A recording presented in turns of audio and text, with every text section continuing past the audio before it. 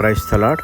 ఈరోజు దేవుని వాక్యము యెషయా గ్రంథము 43వ అధ్యాయము 18-19 వచనములు.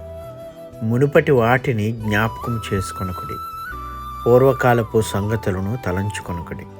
ఇదిగో, నేనొక నూతన క్రియ చేయుచున్నాను, ఇప్పుడే అది మొలచును.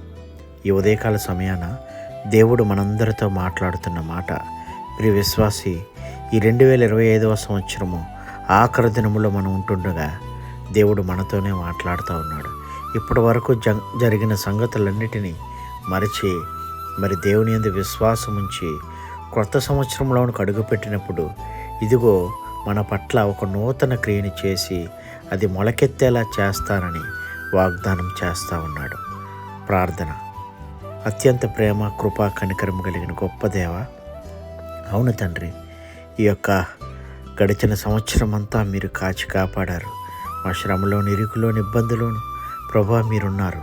ఇదిగో నాయన, పూర్వకాలపు సంగతులను మర్చిపోయి ప్రభా తండ్రి, ఇదిగో ఒక నూతన క్రియను మా జీవితాల్లో, ఒక నూతన జీవితాన్ని నువ్వు ఇస్తున్నందుకు నీకు వందనాలు చెల్లించుకుంటూ ఈ ప్రార్థన నజరేయుడైన యేసు నామములో అడిగి పొందుకుని ఉన్నాము తండ్రి. Amen. God bless you all. Thank you.